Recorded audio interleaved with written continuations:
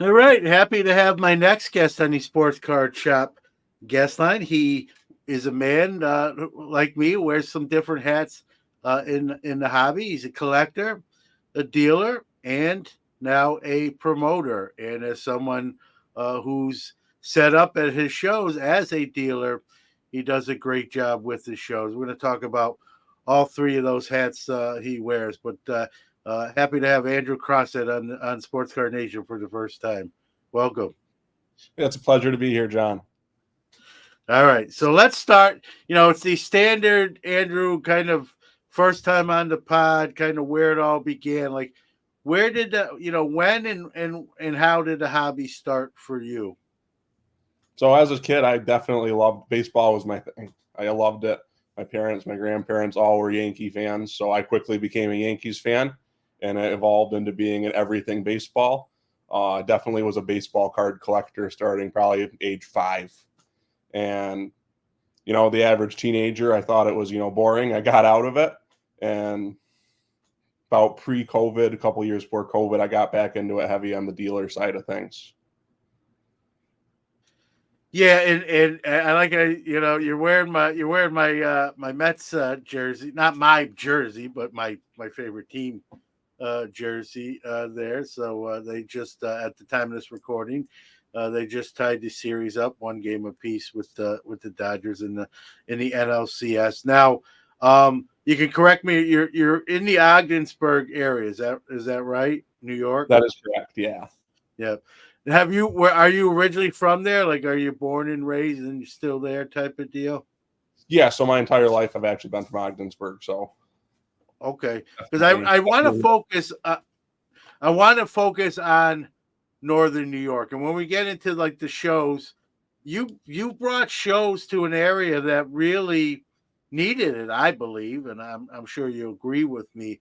But even when you got into collecting as a kid during that era, was there where could you go to buy cards? Were there LCSs then, or was it kind of for me like, or even in New York City, it was kind of the corner store? But again, I'm older than you too, so it's a different era. Yeah. So when I was a collector, yeah, there was Walmart, but that was about it. Unless you wanted to drive 45 minutes to an hour to an actual hobby store, and the closest one was in Watertown. So so you had to, like you said, you had the Walmart, but LCSs weren't in the same vein. We're starting to see them now, where you're seeing more, put the open sign on the door and more accessible, maybe closer proximity. That wasn't the case, and now we're seeing that. How about shows? Did you attend any shows as a kid, or really there wasn't any to Yeah. attend? So when I was growing up, there actually was, I think it happened twice a year. There was a show in here in Ogdensburg, and as well as there were a few ones that were in Messina, about 40 minutes north of me. Nothing ever large. So I never, my first show was actually as a vendor. I set up at a small 18 vendor show in Messina and fell in love with it. And now it's everything. We travel anywhere up to 10 hours to a show. Yeah, it's crazy. I know you definitely are dedicated, and we got again when we get into the more the promotion side of what you do, we'll talk about the work that goes in there and how you expanded your shows and what you do, and that. But when it comes to being a dealer, I mean, well, let's get into a little bit of the shows. Well, I do your monthly Watertown one. I was, to full disclosure, I wasn't in there in your first one, but credit to you that that buzz got real louder, and then in talking to you and doing the bulk subbing as I do for SGC, you're like, hey man, you wanna do this in Watertown? And at the time, I remember telling you, like, not knowing you obviously like I do now. I said, listen, I'll try it once. We'll see how it goes. I can't promise you, and I've never looked back. I'm there, weather permitting, which we haven't had any issues making a show, but everyone since, and you do a terrific job. What what led to you throwing your hat into the promotion ring? Was it Yeah. something you always had in the back of your mind, or you just said, "Hey, there's a need for this," or was it both? So it was a little bit of both. So before I did the promoter side of things, for about 4 years, my partner Skip and I, we were traveling together on the show circuit, and it got to the point we were, going to a show every weekend in a different town, and we'd go to a show, our first time, we'd walk in and say, "Wow, that was something." We probably won't go back, but give them credit for what they're doing. And then finally, about 2 years after doing the show circuit, we're like, why don't we just do this? We know what the vendors want. We know what's needed in the hobby and where is a good community and where's not. So we decided let's just do it.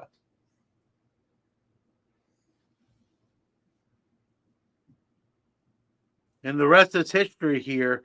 Um, Let me ask you this: I'll get into the difficulties of being a promoter because everyone thinks it's easy, right? But it's not as easy as sometimes it looks.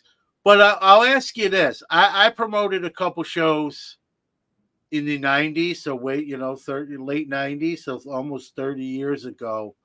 Obviously, the hobby was a different hobby then too. I did them at the Ramada, a small hotel, comparatively speaking.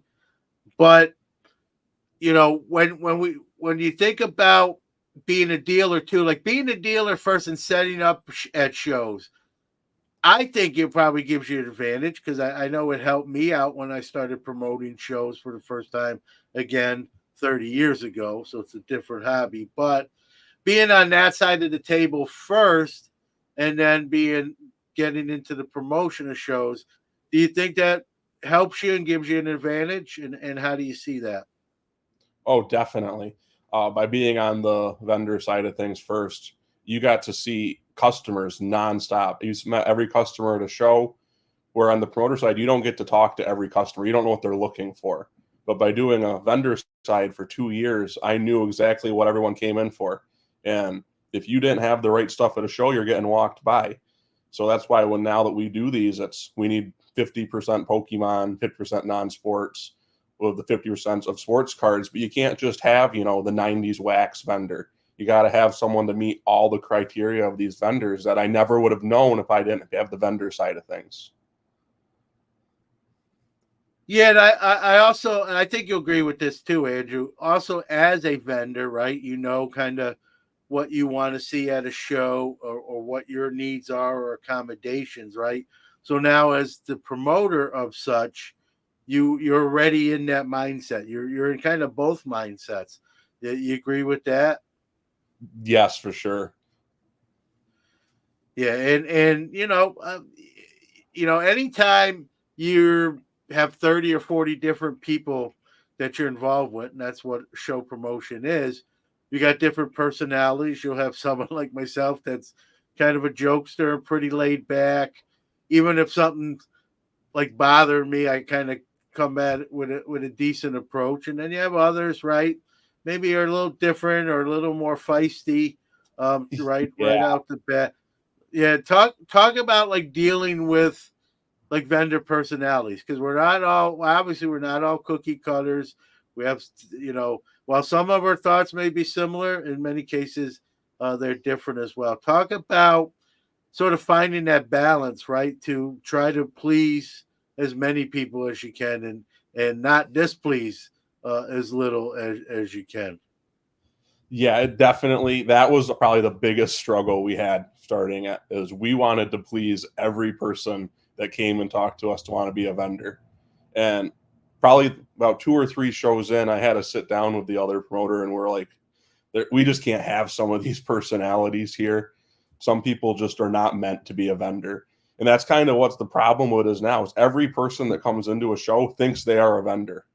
It's the problem of COVID. Everyone became an online seller. So these personalities that we get, I probably spend about 100 hours a week working on show stuff. And it's talking to 100 to 200 different vendors that want to do shows. And I've learned you have to interview a person before you even let them into a show to figure out, are you a good fit? Do you have something that's going to sell?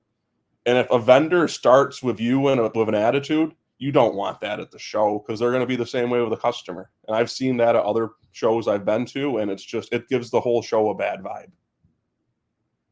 Yeah, that's a great point too. Almost like sort of a pre-show interview just to see what someone's about. And even though they're representing themselves, right, in their brand and their business at your show, they're also representing the show you're putting on. I've never heard a promoter say that, and not at least not in the terms you did, but it's a great point, right? Because even if you let them set up and your gut is telling you no, and then something happens, right? You're going to be sort of guilty by association, even though you technically didn't say what they said or did what they did. It happened on your watch, so to speak, and it kind of falls back on you. So I actually appreciate hearing you say that, because I don't think promoter I don't want to speak for all promoters, but I'm sure there's some promoters that don't really even think about that, and yet you sort of have done your due diligence, and you have. You want to kind of extend on that?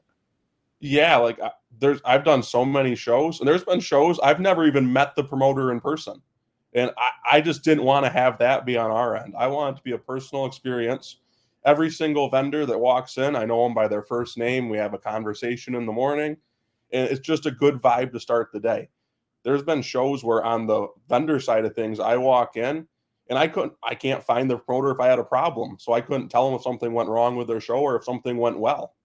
I think the open communication is the biggest thing you have to have when you're a promoter. Yeah, no doubt. And yeah, I've done that too, where especially on a larger show where I've set up, and like I might have spoke to the promoter on the phone, but I don't know what he looks like, where he is, and you got to find him. And sometimes it can be kind of a wild goose chase, right? You're asking people, "Hey, where's so and so?" "Oh, I think he's over there," and then you go over wherever they tell you, like, "No, I think he's over there," and so you're trying to find him. You're losing time. So it's a great point to like get to know people, and again, that's a two-way street, right? You want them to know you too, because it's your guys' event, and you want to have that open communication. What do you find? You don't have to obviously mention names. I'll throw myself under the bus. I know I bug you about like trying to set up as early as possible. So you'll get a text from me like, "Hey, when can," or in person like, "Hey, when's the earliest I can get in," and that sort of thing. What sort of the number is? Maybe that's it. But what's sort of the number one like request? I don't want to say complaint, but number one like accommodation, like most dealers are sort of asked for. I will say my biggest complaint as a promoter that I complain to the other promoter that does it with me is the people that reach out and they expect you to answer in 30 seconds. Uh, like people that are doing this, most of us have full-time jobs like myself. Sometimes we can't answer. People seem to forget that these people running these large shows, they're human beings. They're not just this robot that, is a telemarketer that's, "Yep, you texted me, I'm getting back." The biggest one's actually food. I get hundreds of messages every show wondering, "Hey, is there a food truck? Is there going to be a kitchen open? Is this?" I mean, I guess that's something that we kind of put on. I'm guilty of that. I probably don't text you. I ask you more once I'm there or the day before. Like if I see you the day before, like I did this past week, just to make I travel. It's an hour from Syracuse to Watertown. Not a big deal. But I brought subs with me. It's just how to play. For me, it's more planning ahead type of thing. And you do a good job, with having like a food truck there sometimes. But yeah, listen, I'm a fat kid, so I got to keep this gut up, and so I got to plan. I got to plan ahead. But so you would say that's probably number one. I get the message at 3 o'clock in the morning. "Hey, do I need to bring my coffee in the morning?" That's the one that gets me. And I'm usually awake and I answer it.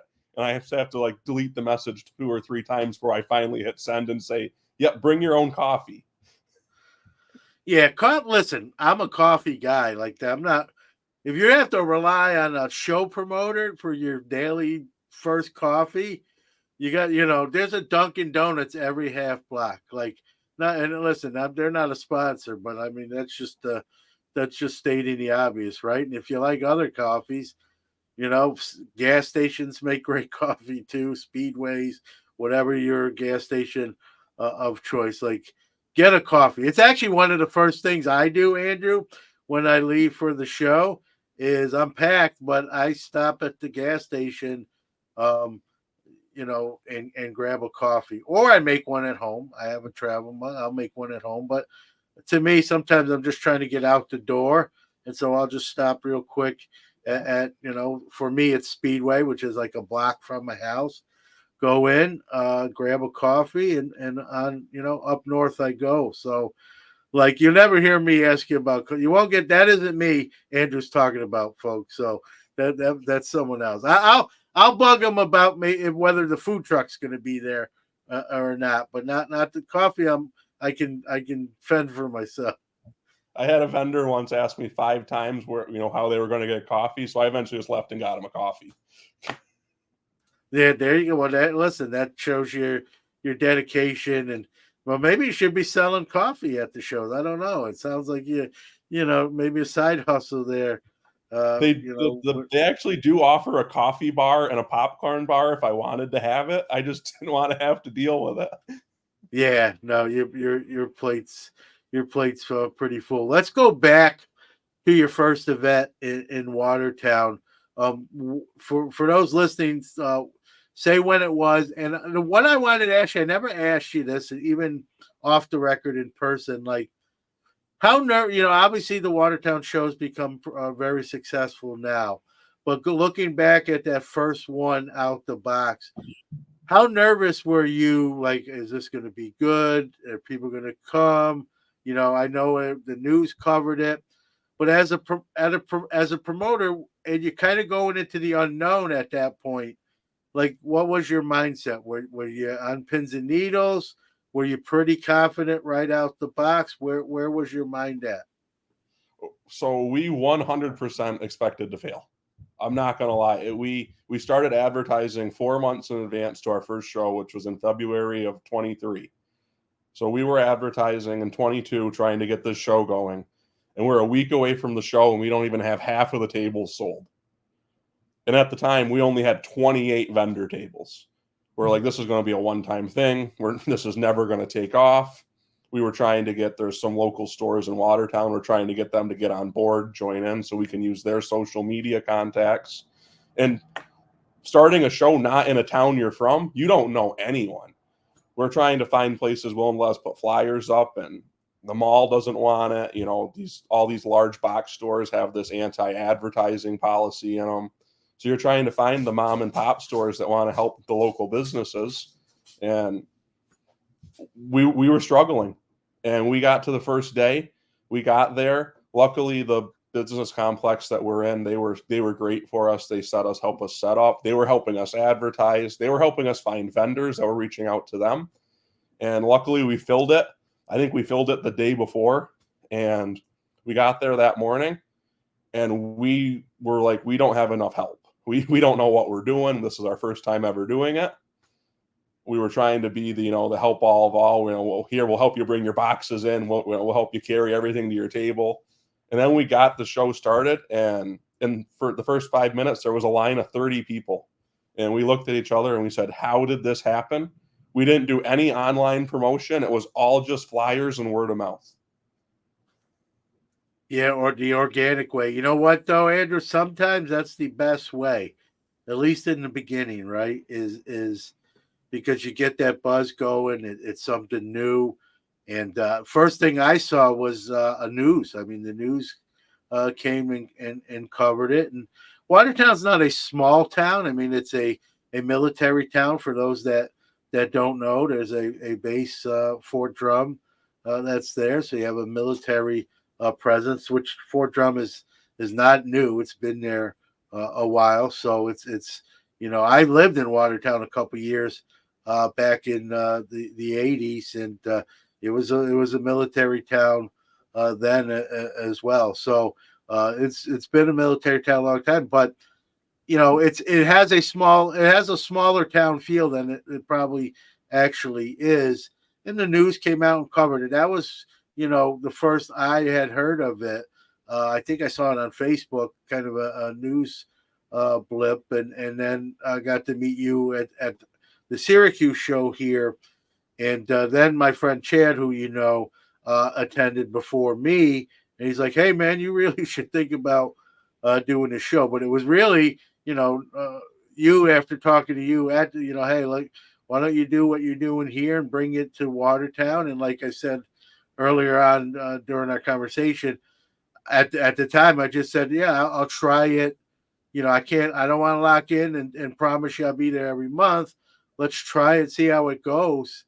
And going back to my first Watertown show that you promoted, I was pleasantly surprised at how well I did, how many subs we wound up getting through the book right out the bat, right? And the rest is history. And I've been there each month ever since. And that's a kudos to you for like you said, you kind of were bracing for impact, thinking like, this might not be good, or we might not be successful. And you've obviously that's not the case now. All the over a year later and year and months, right? And it's become for a small show with 40 tables or 40 dealers, it feels bigger than it probably actually is. And now you went from, like you said, like, hey, we have tables available, to now you have a waiting list. I mean, talk about the growth of your own show. Are you surprised or not necessarily? So we plateaued pretty much in the beginning. We had the first show, we had the 28 tables. It was roughly about 20 vendors, and we were averaging 100 to 125 customers. That went on for probably 6 months. And then out of nowhere, it just took off. We had vendors calling that wanted to have tables. We were having extra customers, and we just needed to expand. And we now are up to where we have 65 tables, and we have a contact list of over 150 vendors that tried to get into our show. It's unbelievable how fast it took off.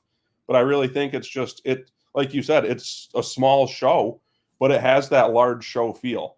You can't find another show where you get, a room full of this many people and every one of the vendors knows each other on a personal level. We all talk, we joke with each other, and we have a good time.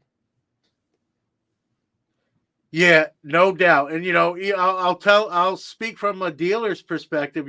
Going to that first Watertown show, my first Watertown show, not the very first one, and not being nervous, but like, hey, I'm going in here open minded, but I'm not expecting like break any records by that sort of thing. And like I said, I was pleasantly surprised. I've been there every Watertown show since. And like you said, I've gotten to know a lot of the other dealers. We joke around, have a good time, and regardless of what the final money tally is at the end of the day, and I'm not saying that's not important, we've had a fun day in the very least, at least with the camaraderie and joking and talking and being in that same fraternity as hobbyists and vendors and that sort of thing. And so it feels bigger than it actually is. And in many respects, like, someone who's done bigger shows before, I've had days there where I've done numbers that are comparable to a bigger show, fairgrounds or out of state shows that I've done in the past. And so that's impressive that you've brought it to that level. And now, I went from that first show that I did to being like not knowing what to expect, Andrew, to like really counting the days down to the next one and really looking forward to it. And there's no nerves, right? It's just, hey, it's showtime. And again, a tip of the cap to you for bringing it to that level from that, the way you described the first one where you were scrambling to fill table space, scrambling to get people to work with you or help you and get the word out, and where you are to today. And now you've expanded your show boundaries, right? I just did one with you. You did one in Fulton, the hometown of my best friend Chad Merritt, who pretty much peer pressured me. I'm not gonna lie, I already told you this. He peer pressured me into doing it. And anyone, with all due respect to Fulton, New York, to anyone listening that either knows it or, it's not a huge city. It's not a mecca when in your mind, you think of when we're talking about hobby or sports cards or non-sports cards. And, I set up at that show kind of not expecting much, quite frankly. And had a great show, and did very, very well, and was shocked. I remember driving home. I know I told you this off the air, so to speak. Driving home, saying that's crazy. First time show in a smaller city, at least smaller when compared to Watertown, and yet to do that right out of the gate and the first time. And even though your experience now, that's the first, going into a new city is not the same as doing an established show. And you hit it out of the park, at least if you ask me, based on how I felt, you know, and you've expanded to, you've done them in Ogdensburg now, Ithaca, and I know you're still looking. You don't have to give away any secrets, but you've expanded past Watertown now, Andrew. If it wasn't hard, you built that show up. Is it kind of hard again, so to speak, like to expand out into the cities that you haven't done shows yet at, even though the Watertown one's been very successful? I don't know if it's hard. I think the biggest, asset that we have is being such a tight-knit community of vendors. I know so many customers, I know so many vendors, and now when we have a new show, there's no struggle. There was a wait list for Fulton, and it was the first time ever show. Our Ithaca show had a wait list, and it was the first time we ever did one there. They had wait lists because we couldn't. The biggest struggle is being from Ogdensburg. Everything is at least 2 hours away. Fulton was 2.5 hours. Ithaca was 3.5 hours. So we don't get a good chance to go, look at these centers first. We go in one day, we talk to them, we talk about, hey, can we get a contract? What do you need from us? These are what we're looking for. But we never get to see the room set up until the day of the show most of the time. Yeah, that's crazy. And I know, I won't share them on here, but we've talked about some of the difficulties you can run in when it comes to like tables and setup and people not knowing like, hey, this needs to be done, or you were supposed to do this. But again, you make it look probably more flawless than it actually is, with the work you do behind the scenes. Not a single customer would have known that, we had Fulton on Saturday, and no one would have known that, Friday night at 9:30, I was freaking out wondering if the tables were going to show up. Yeah, that's kind of crazy. But like you said, no one knew unless you told them, and it's easy to joke about it, right? After like everything's okay, but when during that process, I'm sure you were sweating some bullets there until you knew that wasn't going to be an issue. Well, you can always go BYOT, right? Bring your own tables. But Yeah. I mean, there's been Watertown shows where we've shown up and, you have vendors show up that aren't even on the list and they say, I'm here for my tables. I talked to you. And it's like, well, I talked to you and I told you were on the wait list, but I guess you're here. And I guess I'm very accommodating because, I'll run to Home Depot, I buy a table, and here you go. You're in the show now. yeah, that's funny. That's funny. But again, it shows that you try to accommodate as many people as you can. You're probably nicer. Not probably. You're nicer than me. I would have been probably more hardline. Like, hey, you know what?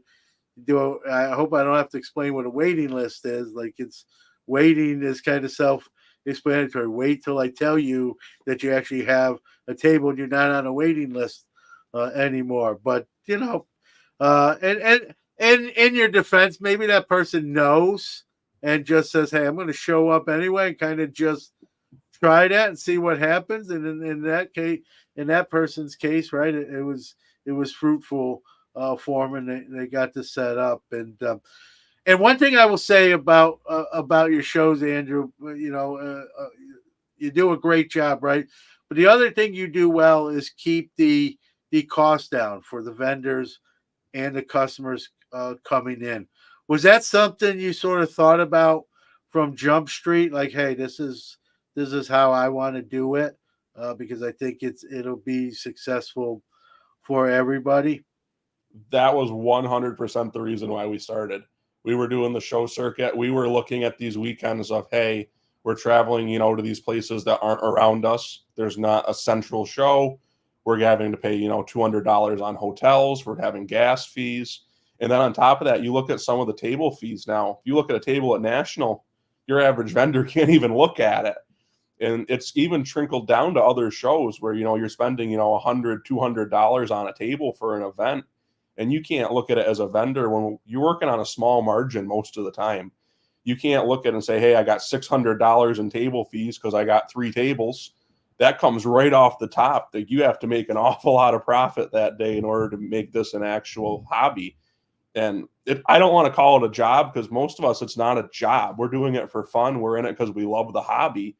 But it puts you really behind the 8 ball when you say, I got to sell $1,500 today in order to make the show be good.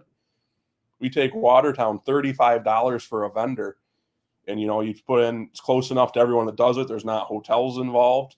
Maybe you got $10, $20 of gas.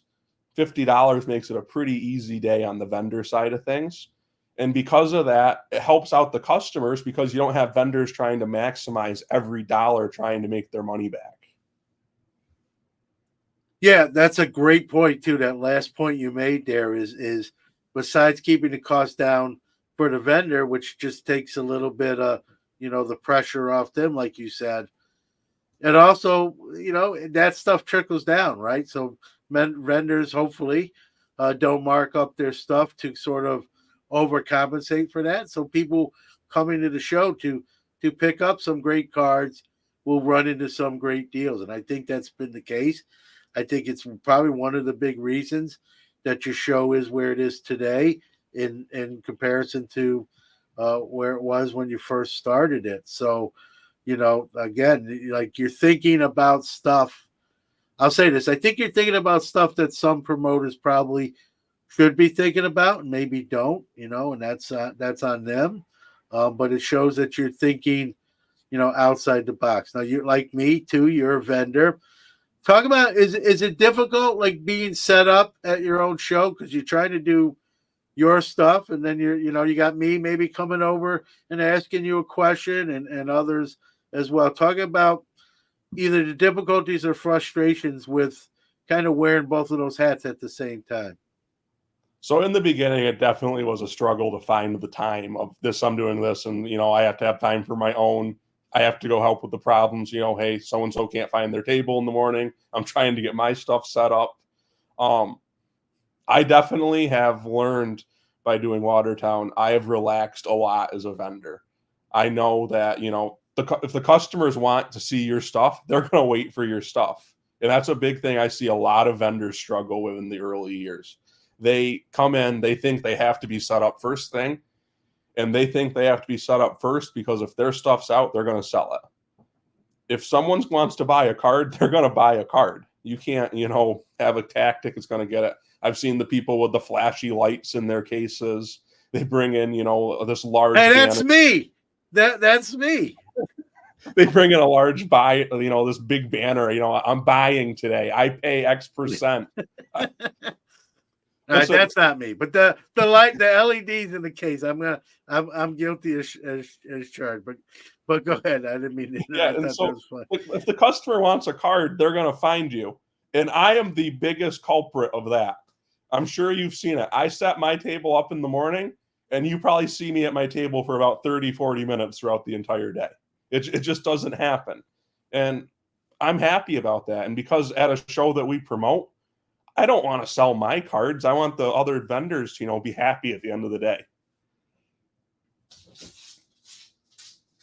Yeah, no doubt. And the other thing too is, I've never had trouble getting a hold of you. Like, so, that's a testament to you. You're not hard to find. You're not hiding under your table. Um, I like to set up early, Andrew, in my defense, because I'm one of those guys, because I'm very slow and methodical in how I set up. It used to be worse. My cards used to be in like alphabetical order. I used to have to pack up. I've kind of did away with that and came up with a new, quicker system. You've probably seen me get out sooner than when you first saw me doing that first show. But one of the reasons I like to get started early is because I don't know why, maybe it's age kicking in. I'm just pretty methodical and slow. And the stuff I have, it just takes me a little bit to get set up. So there was one show, it was your show in Watertown, and I'm usually set up with my friend Nick and Chad, and it was 10:15 or it was 9:15. It was when the show at that point was opening the doors at 9, and it was 9:15, and I was still like only half the showcases were filled with cards, and Nick turned to me and said, "Newman, are you gonna like finish today? Because people are here in the door." And I had no idea, and I'm like, "How the heck am I not done?" And Nick said, "I don't know. You were here before me and Chad were. What were you doing? Like, were you in the bathroom for 30, 40 minutes? Like, it doesn't make any sense." So because I'm a little bit, and I've improved on that since that show, but I'm always nervous about, like, I like to be done, even if I'm sitting around for 30 minutes and I'm done and I'm set up. I'm okay with that. I just don't like feeling like watching the clock and it's a race between the doors opening and when I'm fully operational. So that's why I like to get an earlier start. Even now, where I know, like, could I come at 8:30 and still be done by 10? I could, but I rather come at 8 and sort of have that half an hour to just kind of breathe and relax and that sort of thing. So I'm guilty of being one of those guys that likes to get going sort of early. Yeah, we're both the guys that talk also. So even though, we got 2 hours of setup, every person that comes through the door, they talk to us. Yeah, no, you're right. And that story I told where I was still putting cards out and the doors had been open 15 minutes. And Nick said, "What happened?" I really couldn't think. I think what did happen, and I just, because I talk so much, I just think I had an extended conversation with someone that morning, where I was talking and not putting cards out at the same time, that I lost that time talking and I couldn't make it up. So yeah, I like to get going early for that reason, because knowing I have a big mouth and I might get slowed down by my own demise. I'm not blaming anyone else but myself. So yeah, for sure. Let's talk a little bit about the hobby, right? We were both obviously active during the COVID crescendo. I think you'll agree. While the COVID was obviously a bad thing, and we still have it's still around, not in the same form or fashion it was during its high point. Um, the hobby really benefited from it. Like you said, a lot of people became sellers and then buyers at the same time. And really, I call it like the Midas touch. You could buy something on Monday and then turn around and sell it on Tuesday and Wednesday for more than you paid for. It was very hard to screw up in the hobby. Then everything was sort of easier. I don't want to say easy, but easier. Now that the dust has sort of settled, prices have kind of settled back down. I tell people, people ask me what's the biggest difference hobby wise, and I think the biggest difference hobby wise, Andrew, in my opinion, is you have to be more smarter and strategic to, if you're a vendor, to make the money that you were, during the COVID period was just easy, like too easy. I think now you have to make smarter purchasing decisions, smart in what you buy, who you buy, when you buy it. Timing, as you well know, is always a factor. You wear a vendor's hat as well as your promo. Would you agree? And how do you see the two time periods? Even though they're so close to each other, it's sort of a different hobby now that it's kind of settled back down. Yeah, definitely. COVID, I like to think of it as It was great for new vendors. It was the perfect time because you could not fail. You could go to Walmart and buy a $30 blaster, and it sold for $100 on eBay if you didn't open it. There was no risk in anything you touched. You look at now, you walk into Walmart and there's blaster still sitting there, and you can buy that blaster, and when you walk out of the store, it's worth less than it was on the shelf. It's a crazy thing. And at the same point, that during that time, everyone saw that you could make money that way. We gained thousands of new vendors, and it was great for the current vendors because I don't want to say you took advantage of people, but these new vendors, they thought that everything was like that. You could buy a blaster and make money. I can buy any card and make money. They were buying full collections. They were buying anything that came up to their table. I'm guilty of that. When I first became a vendor, if a card walked up to the table and they asked if I was buying, I felt like I had to make an offer on the card. Like, it sold for this on eBay. I should be able to sell it. And as time's gone on, I'm sure you see the same thing. Yes, a card sells on eBay on Monday, but in the time we're in now, it might not sell again. Some of these cards, in 2 or 3 days, are changing $50 or more. Yeah, the swings are wider now. Timing is, and we all know comps. It's the magic word, hobby word, right? And but comps tell part of the story, right? Like you just pointed out, doesn't tell the whole story. A comp, like you said last week, may not be accurate anymore based on demand this week. And so it's a great point. You have to be smarter. I think I'll say I'll throw, we're both vendors. And this, I think everybody, this goes for, you have to be smarter in what you buy, when you buy, and the timing is. And that goes for selling too. Right. You got to know sort of, it's like a card game, know when to hold them, know when to fold them. And, if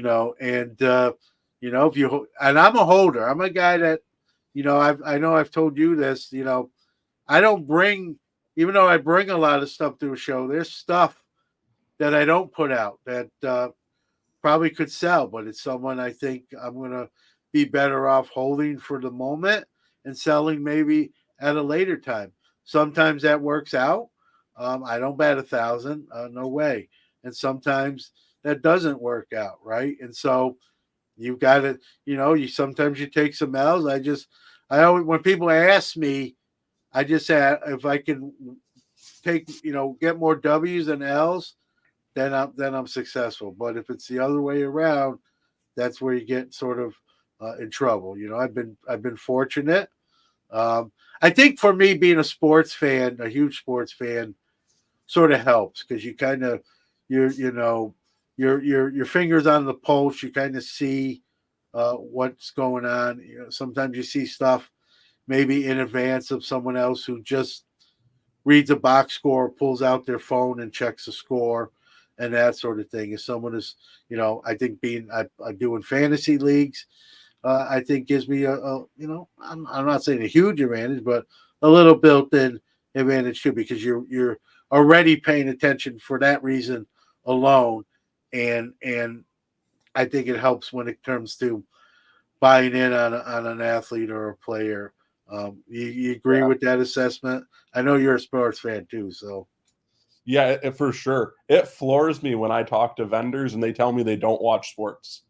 Like, how do you know when a person walks up to your table with a card of a certain player and you have to look up who the player is? That just floors me. If you're going to be a vendor, you should at least know the product you're selling.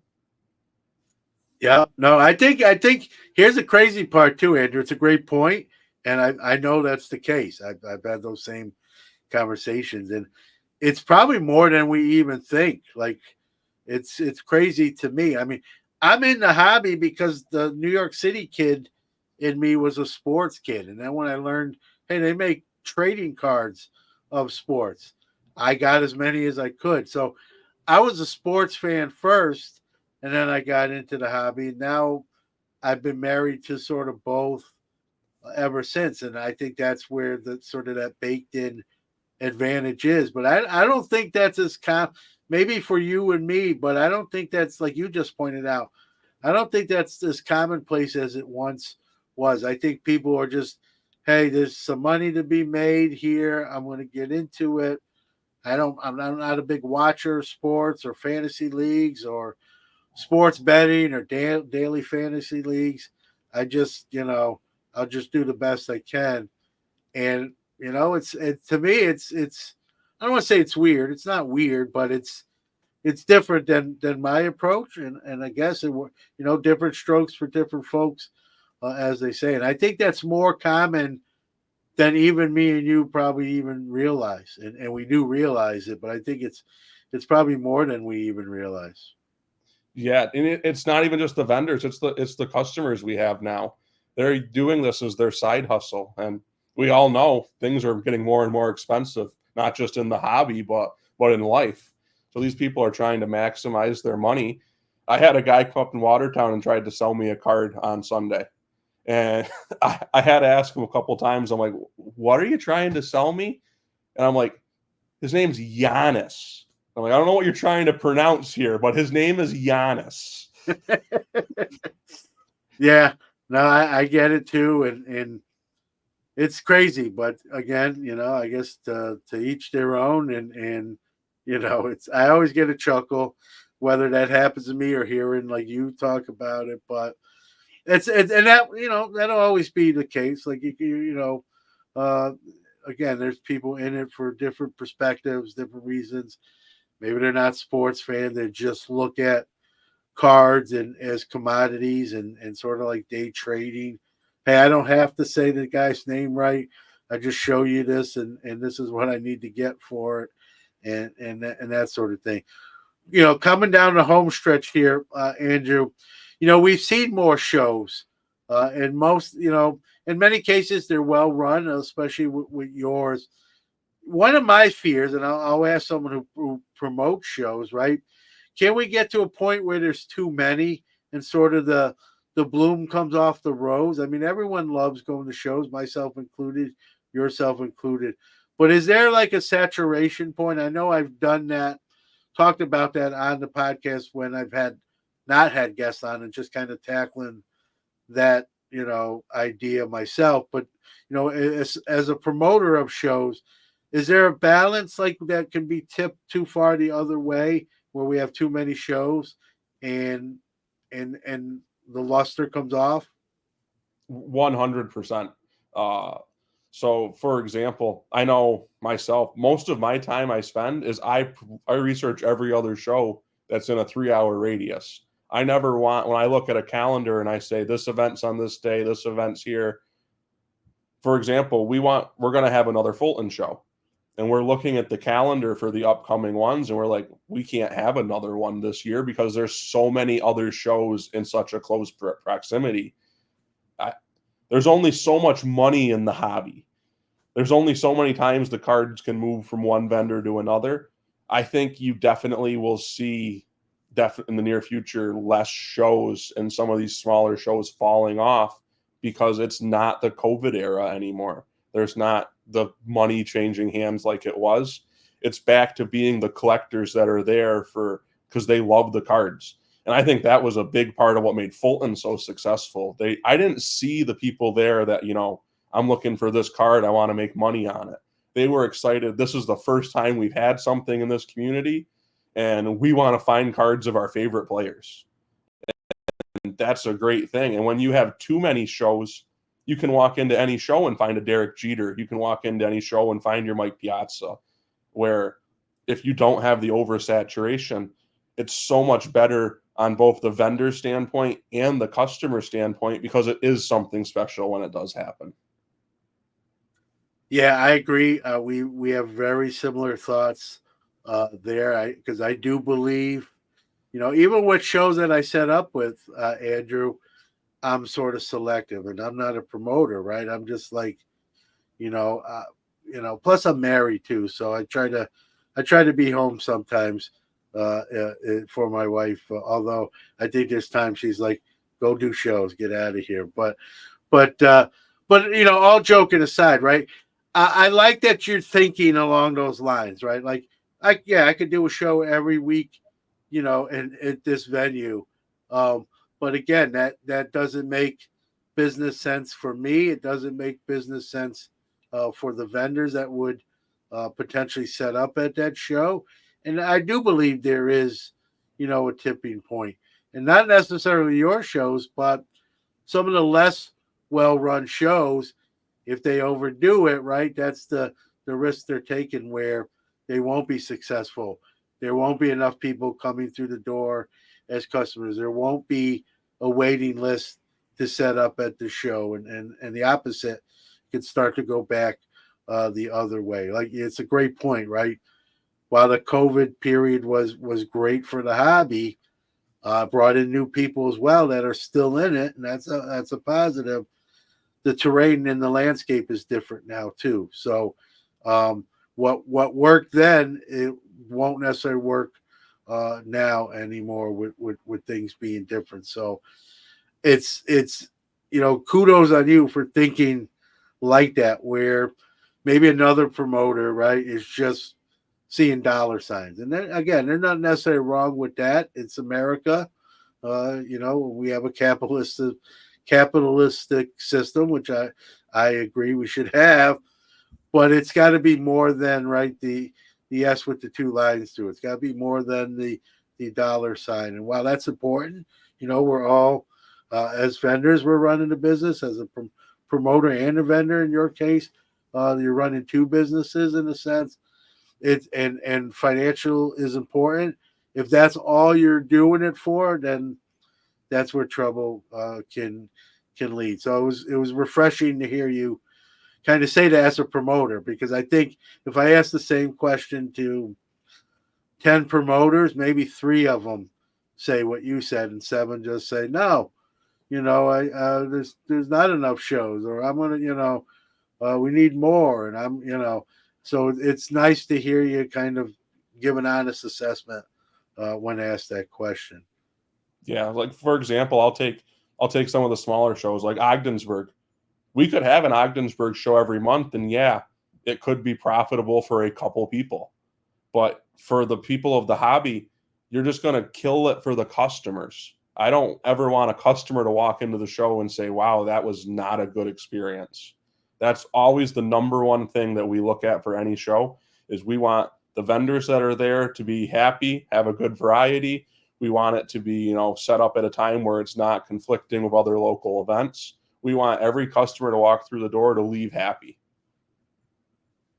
Yeah, no doubt. And maybe if more promoters thought like that, they'd be better. They'd be better promoters. To truth be told, but kudos to you for taking a show from the ground level and making it what it is now, and now bringing it to some other towns and cities that either have never had shows before or very little, and now those people in those areas can attend the show and enjoy the hobby. So I tip my cap to you. I know I've told you that in person, but I'll say that as part of the podcast. We always give the guest, Andrew, kind of the final word. Give out website, social media handles, where people can find out when the next NNY show is going to be, and where, and times, and that sort of thing. So tell people where to go and where to find you. Yeah, so the quickest way to find us is just do a Google search, NNY Promotions, Northern New York Promotions, NNY. First thing that pops up is going to be a Facebook page. Our Facebook page has tons of activity on it. It's posted probably more than it needs to be. We probably post a flyer every day leading up to a show for a month. There is never a time you're not going to see our flyer. Our flyers have a QR code on the bottom that links us to them, everything. Also on our page, you'll see there's an email. It's nnYshowpromotions@gmail.com. Goes right to my phone. I have never taken longer than probably an hour to respond, which definitely has got people to the point where they now expect that instant response. So we definitely do our best at keeping everyone happy. Yeah, no, again, you've always been accommodating, and to me, you're a go-getter too, right? You're trying to make it happen. You came up to me at the Fairground show in Syracuse and said, hey, man, I got this show. You might have heard about it, which I had.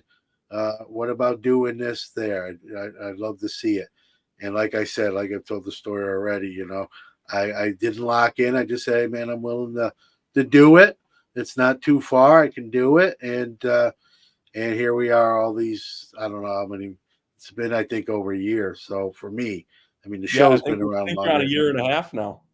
Yeah. So where does the time, like, it's crazy.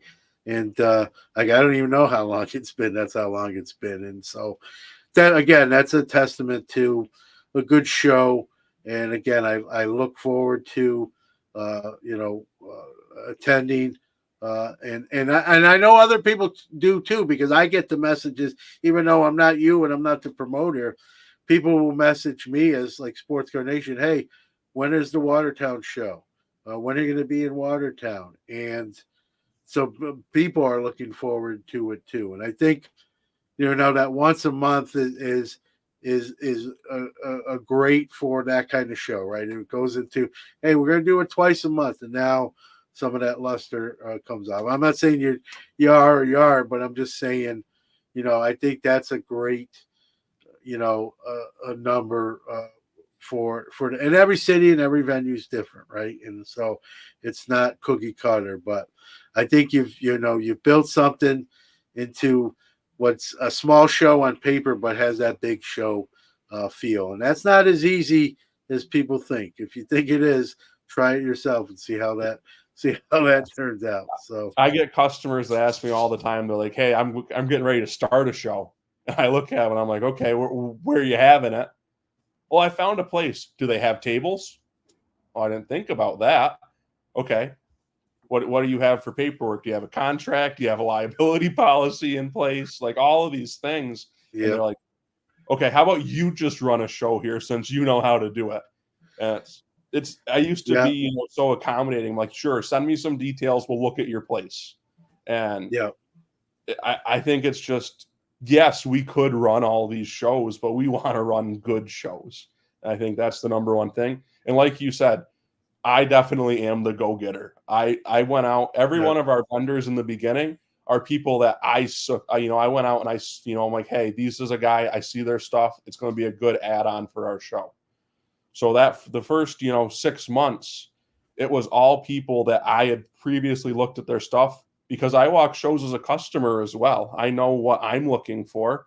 And if someone has a table that I think's ran really well, I'm going to say you'd be a good fit for our show.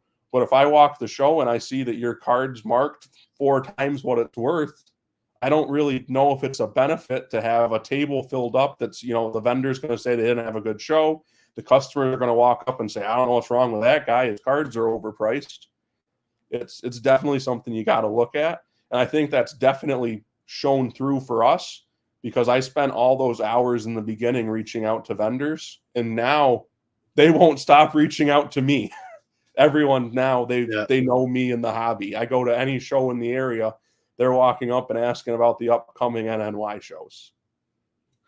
Yep, you built a small show into what I'll call a juggernaut small show. Again, that feels like a bigger show, and when I say bigger show, I mean that in a positive way. Sometimes, bigger shows are not always meant in a positive way, but in this case, no doubt positive. Well, Andrew, you know this without saying. Continued success. Glad to be a small part of that success. And again, I'm counting the days to the next Watertown show. And Yeah, and thanks for coming on. it should be a huge one. This actually the Yeah, upcoming one where JSA is going to be there. yep, Um, yep, most yeah, most people definitely. yeah most people reach Yeah, out this to. will air. Yeah, real quick. This will air before that show too. So again, the November Watertown show will have JSA on site to authenticate and certify your autograph items. But go ahead, just real quick and brief, talk about that. Yeah, so JSA, I mean, the largest authentication company there is. Most shows dream of having them come. JSA actually once sent a undercover vendor to our show that we didn't even know about. They sent a vendor, they had them set up. At the end of the show, the vendor walks up to me and he goes, hey, I'm here on behalf of JSA. I really like how you ran your show. He goes, I couldn't get over how, welcoming you were. Everyone was talking to me. He goes, I did better at this show than I do at, shows down in New York City. He goes, this is great. You guys were, on the table. It told me these are the local places that deliver to here for lunch. We covered all that spots. And at the time we're like, yeah, it'd be cool if JSA came, but we weren't, going out of our way to say, listen, we got to make this happen. Then out of the blue, JSA just calls me. They're like, we want to do this show. We've heard great things. And we looked at it. I talked to my partner. I'm like, do you think it's a good idea? And I talked to all the local LCSs, and I'm like, do you guys think you have customers that have autographs that need it? How quick can they be ready? And we decided on November 9th, they're going to be here. They're going to, do all your stuff in person. And they're hoping to do it quarterly as long as it turns out good. There you go. Well, they're going to get some of my money and to look at some of my items. So it might be just fruitful. I might make them just fruitful on November 9th myself, Andrew, and be a little bit lighter in my bank account, but maybe have some items that with that certification, right, are more marketable and easier if I do decide to ever move on from them to do so. So like you said, it's a great service they provide. They're looked at as one of the top, if not the number one authentication service. And so again, that small show, right, doing big show things, another feather in your cap. So congratulations there as well. So with that being said, thanks for making some time for us tonight, and I'll see you soon, I guess. Yeah, I'm going to see you on Sunday. There we go. Yep. So we see a lot of each other lately. I hope it's not a bad thing. I don't think it is. I look at it as I have my home family and I have my show family. Yeah, there you go. I now have this group of 50, 60 regular vendors, and I'm not gonna lie, after every Watertown show, I've never ate alone. There's always a group of guys that say, let's go to dinner. Yeah, no doubt. And again, it's that camaraderie, that fraternity, man, that sometimes you can't get in other places. So again, great job on your part. So we'll see you soon. Sounds good, John. Take care. You too.